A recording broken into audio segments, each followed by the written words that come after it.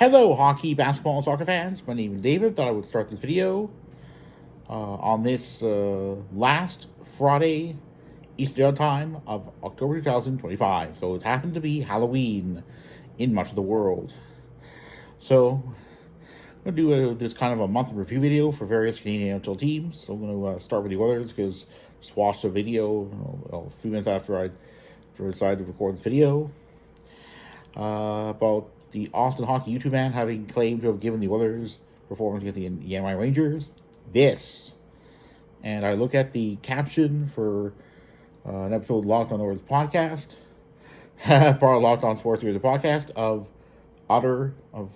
quote, utter meltdown, unquote.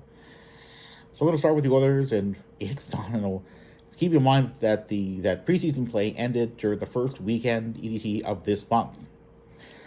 So games against Kraken and Canucks, both away ones for the Oilers, do not count towards the regular season standings, but the rest of them do. And it's been streaky play. So the first week of the regular season, the first full week of this month, meant the Oilers, was a mixed bag. Was shootout loss to the Flames and a regulation win over the Canucks. Then there was the Oilers the following week went 1-2-0-0 on wins, regulation OT and shootout losses. During the third full week of the month, it was another mixed bag. So 2 wins, 2 losses. And this week, so far this week, it's been an overtime loss. Well, 1 win and 2 overtime losses. But the worst part of it is the Oilers blew a 3-1 lead. So, in terms of where the teams find themselves in the NHL standings, where the Canadian teams do, I'm going to see where the Oilers do in terms of, as of the games that started on 30th of October Eastern Daylight Time and ended by this morning EDT. So what I'm going to do is, I'm just going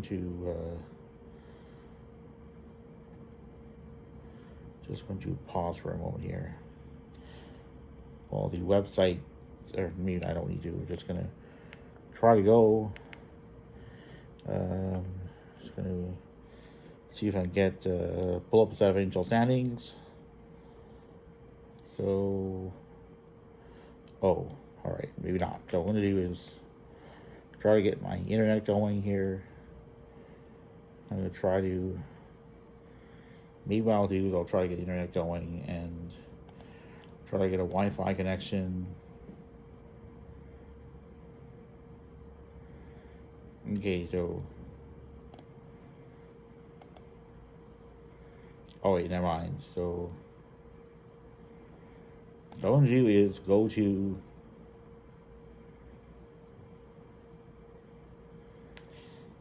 alright, so I'm just going to go and pull up the NHL standings as of this Thursday, as of games that concluded by this morning Eastern Daylight Time. And just going to keep having some technical difficulties, so please excuse me for a moment. Okay, so I'm back on. So the Oilers find themselves, as of games that ended by this morning EDT, in the second wildcard spot in the Western Conference, and we'll finish and 4th in the Pacific Division, tied with Seattle Kraken on standings points, but with the Kraken having played 2 fewer regular season games so far, and 1 standings point ahead of the Canucks. So yeah, so it'll be interesting to find out what the Oilers do in November with their next game on this Saturday EDT, I believe it is. Just going to look it up.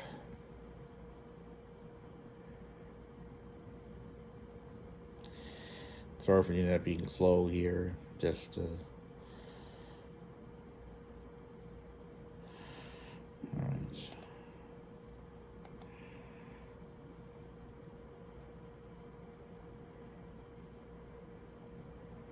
All right, let me just go in here. do apologize for technical difficulties. So I'm going to use. Let me just go here and just try to change it out here because it's kind of difficult to do. So I'm going to try to get another connection.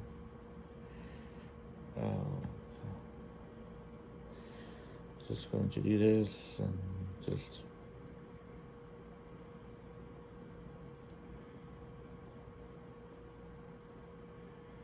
All right, so we have internet here.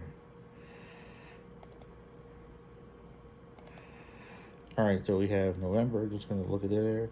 So yeah, the Oilers host the Blackhawks on Saturday EDT before going on the road to play a couple games on Monday EDT against St. Louis Blues and Tuesday EDT against the Dallas Stars. So both will be early by Eastern standards. But these are kind of eastern part of the central, the easternmost time zone among teams in the Western Conference. So now I'm going to go to the Canucks, and yeah, just the standings point behind the Oilers for for that final playoff spot in the Western Conference. So it's important to keep in mind that the respective wins over the Flames and Oilers during the first 4 calendar days of this month were preseason, so in the calendar regular season standings starts during the week of the 5th of October EDT. So the first week there were 2 games, a win and a loss, and then 2 wins and 1 loss the following week, and then during the third full week of October it was 1 win and 3 losses all in regulation. And this week's, much better. So wins over the Oilers and the Blues, but both of them in extra time. A 2-0 loss to the NY Rangers on home ice. And to begin November, the Canucks will be playing on Saturday EDT an away game against the Minnesota Wild before another away game against the Preds. That'll be next week on Monday, Eastern Standard Time. And there are a couple of back-to-backs. They'll be against the Florida teams in that very state. And then later on in the month against the Sharks and Kings. Wouldn't it be nice to have flip the games against the Ducks and Sharks so that I would be playing the Ducks and Kings rather than the Sharks and the Kings? Because that one might have meant having less flying to do, but it is what it is. So Canucks find themselves in 5th in the Pacific Division, and in a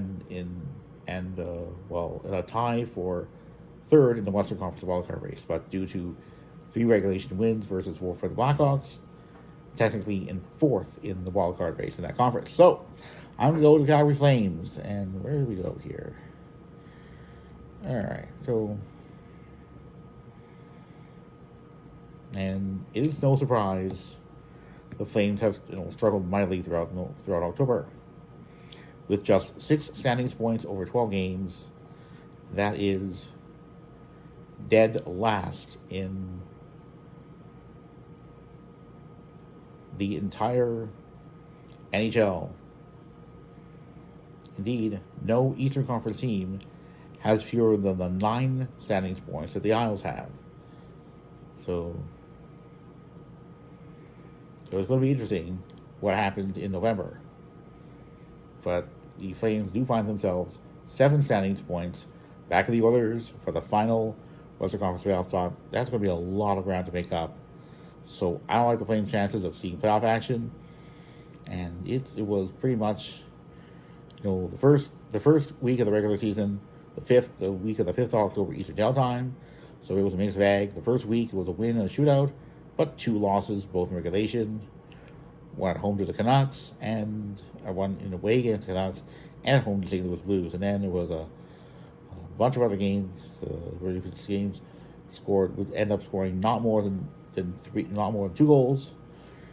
Lost to the Golden Knights, Mammoth, Golden Knights again, Jets, which was a close one in regulation, 2-1, 2-1 in OT to the Habs, and then 5-3 to the Jets. They had a big win over the New York Rangers, 5-1 at home before hitting the road for their road trip into Ontario. So a 4-3 regulation loss to the Leafs and a 4-3 shootout loss to the Sens. So the Flames have yet to win consecutive games. And the Oilers have won consecutive games. Look at the Canucks. I believe the Canucks have also won consecutive games. So it's... And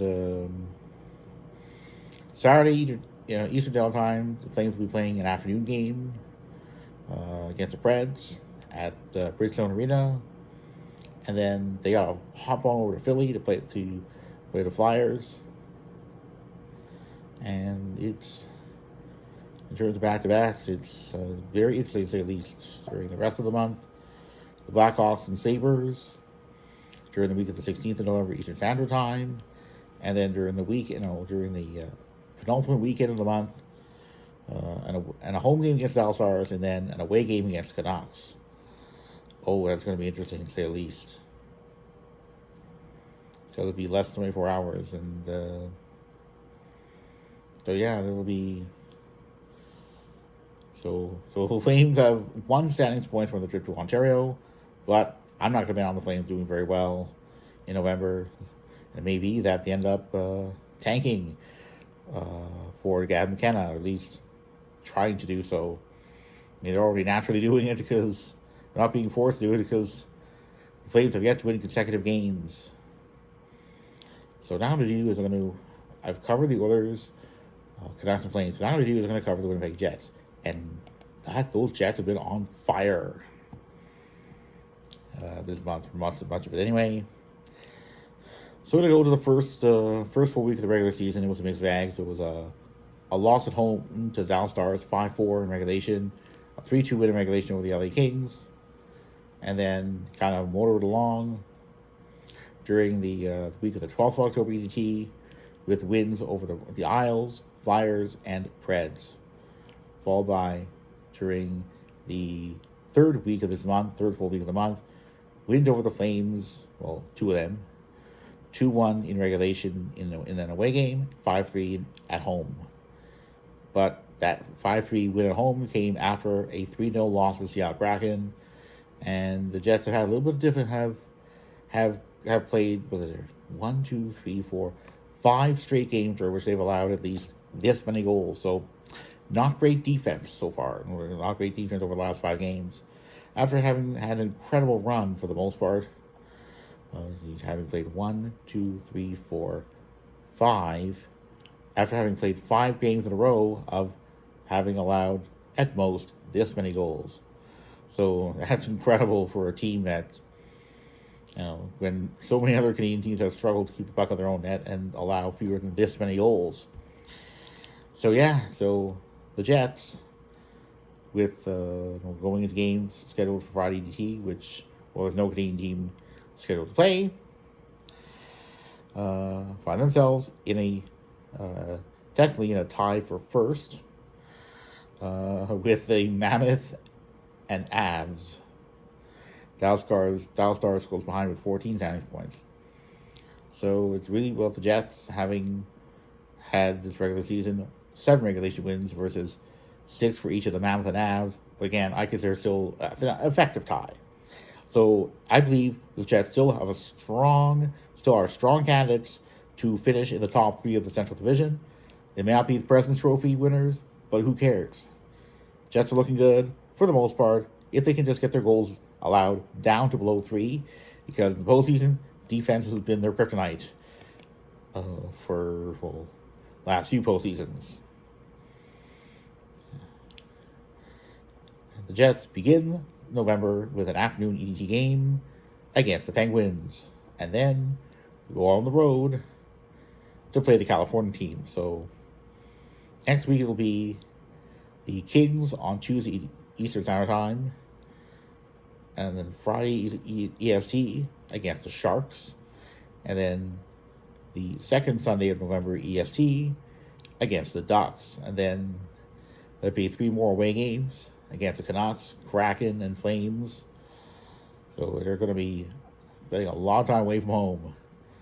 And those games will tell a lot about whether the Jets still have a chance of finishing the top three of their own division. But again, there's no doubt in the world they're looking good for the most part. But again, they still got to clean up some of those areas. So it's a very tight Eastern Conference standings here. I look at the Eastern Conference, and there's Washington Capitals have 12 standings points. The Isles have 9. So now we get to the Leafs, and perhaps one of the worst performances among Canadian teams so far this month. So far in the regular season. So the games during the first 4 calendar days of this month don't count in terms of regular season standings, but it's been mixed play. So a win and a loss during the first full week of this month. During the next week, it's 2 wins, 2 losses. One of those losses in OT, the other in regulation. 2 losses during the third full week of the month, and 1 win, and then a win and a loss during the next week. It's been very inconsistent, notoriously inconsistent. But one of the most concerning things about the Leafs is they've played 6 straight games during which they've given up at least this many goals. They've given up at least this many goals. And we got 1, 2, 3, 4, 5, 6. In 6 games, Leafs have given up at least this many goals. So played 11 games, so that's a very significant one. Very significant number of them. So that's so 1. Leafs have played just 2 games, a 5-2 win over the Habs during the week 1 of the regular season, and 2-1 OT win over the Rangers during the second week, during which they've allowed under this many goals. That's not good. And it's a real concern. I mean, sometimes somebody claim that, scoring is a concern. What about the defense? It's been kryptonite. And the upcoming homestand after the Leafs play the Flyers at Wells Fargo Center in Philly over the weekend will tell a lot about whether the Leafs still manage to remain remotely close to a playoff spot. So far, the Leafs are 1 standings point back, but on all the tiebreakers and all, are dead last in their division. I don't know if that's going to continue, but make no mistake, Leafs don't have an unlimited amount of time to turn their season around. It'll be interesting to find out if Greg Berube, head coach, decides to pull a Rick Tocchet on the Leafs and say, I'm out after the season. Rick Tocchet, I believe, politely decided to go. But I believe the real reason is the Canucks just didn't play well enough, didn't have the personnel to win games. And instead, in a nutshell, Tocchet decided, I believe time had gone someday. I'm leaving. This Canucks team doesn't know how to play the way I want it to play. I believe the way they play, if they want to play, they win. They didn't do it, so pretty much, I believe that he claimed to have gotten tired of it, but tried not to actually for the real reason. But still, read between the lines, and hockey watchers, you can make up your own minds, but I believe it just simply had enough. Goaltending has been a major problem. I mean, whether it's been Anthony Stolarz or Caden Primo. Joe Woll has been out for personal reasons and has been making his way back, but it's hard to know how Woll will perform effective after he's ready to play some NHL games. After all, the longer this poor defensive play goes on, it's going to be goalies will be under pressure to make saves, and it's not It'll be interesting to find out what happens, but maybe that Leafs are forced into a rebuild like the Raptors 2 seasons ago. But we'll see what happens. Now we go with the Ottawa Senators, and the first 2 games they played this month were preseason ones. Started off the 2025-26 regular season in Florida, beating the Bulls in regulation 5-4, but losing handily to the Panthers 6-2. And then there was a whole bunch of games where the Sens allowed a minimum of, well, 2 more games where the Sens would allow a minimum of 4 goals. And they finally stopped allowing so many goals, well, temporarily. A 4-3 shootout win over the Kraken at home. And then it was back to a 5-4 loss to the Isles. 3-2 OT loss to the Oilers. And yeah, that's 1, 2, 3, 4, 5, 6, 7 games in a row during which the Sens allowed at least this many goals, not counting those in shootouts. And after 3 straight games of allowing not more than this many goals, it's been the last 2, excluding the shootouts, allowing at least this many. It'll be interesting to find out what happens, but it's been all over the place. The Sens find themselves, pending game to take place on this Friday EDT, 3rd in the Atlantic Division. I guess we'll have to wait and see what happens because after 12 relevant games, the Sens have scored 45 goals, so definitely 45 over 12, 48 over 12 is 4, so that's 3.75 goals, 3 3/4 goals per game on average. Sens have scored. They allowed 2 more, so not great on that count. But we'll see what happens. These have played one less game than the Sens, but let's see what happens. So Sens will be playing an away game against the Habs on the Saturday EDT. Next week will be games against the away games against Bruins and Flyers, and then a whole bunch of home games, starting with during the second full week of November against the Mammoth, Stars, Bruins, and Kings.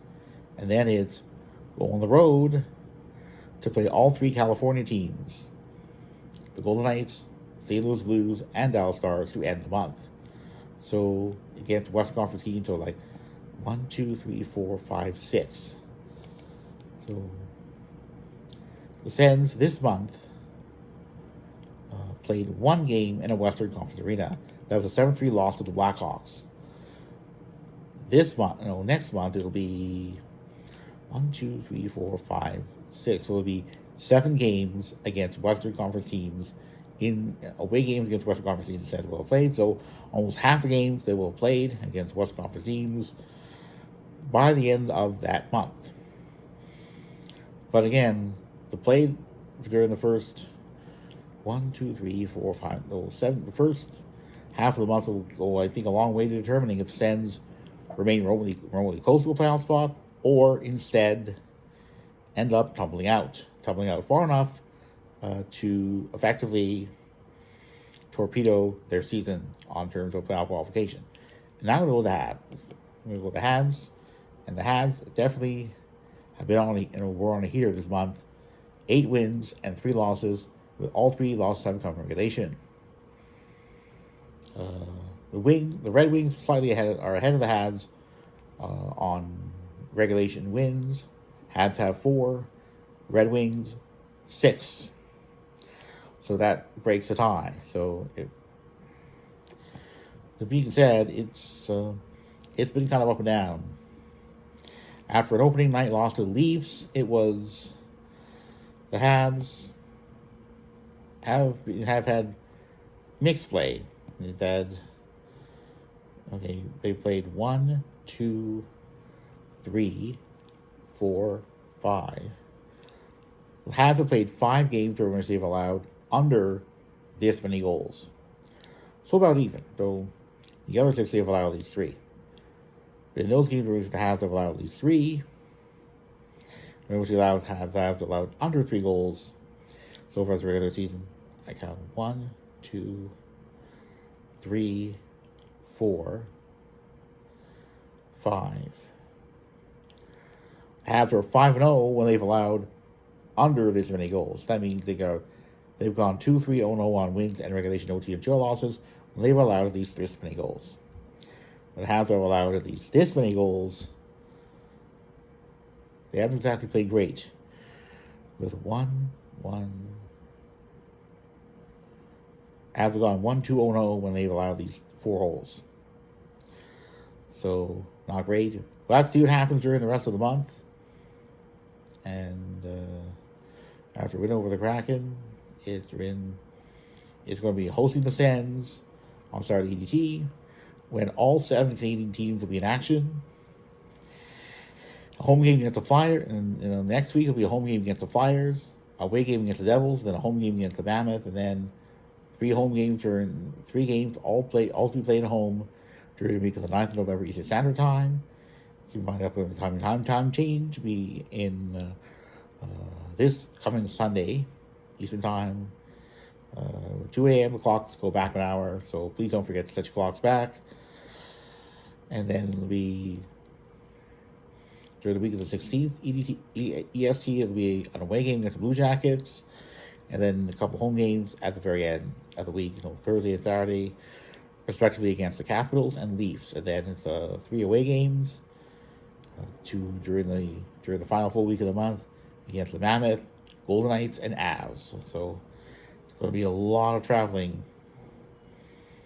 in the west of the contiguous United States. So definitely looking forward to watching as many of those games that feature Canadian teams as possible, particularly other than those that feature the Leafs, because there's a whole world out there in terms of ice hockey other than the Leafs. And the Leafs are just one of the most overhyped hockey teams of all time. Indeed, no conference final appearance in the 2002 postseason. And we'll have to see what happens to all the Canadian teams, how many of them get into this postseason, and whether you go via top 3 divisional spots or via, let's see here.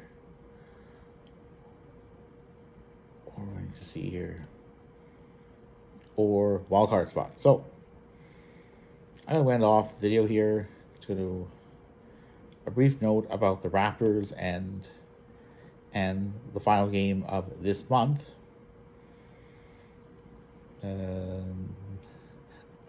Against the Cleveland Cavaliers in Northern Ohio. Looking forward to hopefully a win by the Raptors, but but pretty much anything goes as to whether the Raptors will win that game. I really hope we do, but Cavs seem to be a good team, and that's what matters. Anyway, if you like this video, please consider liking and subscribing for more content about Canadian hockey, basketball, and soccer teams. I know I don't watch a lot of soccer games with this MLS deal with Apple TV. Really a big turnoff, and who knows how well Apple TV works. At least with Amazon Prime, and it was already included in a subscription that I have with Amazon. I'm not trying to promote the subscription or anything, just to mention that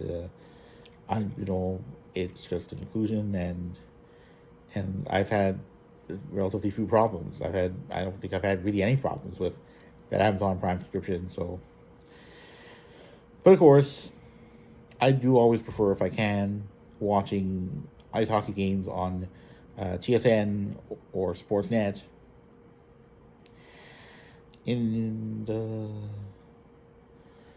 At least in terms of the anyway. So I'm going to go and get on with the rest of my Friday Eastern Rail time and see how the rest of it goes. It'll be very interesting to see how November goes for Canada's NHL teams, and how the last game the Raptors are scheduled to play this month goes for them. On that note, I'm going to say, go Raps go, and go Raps on a 5 go.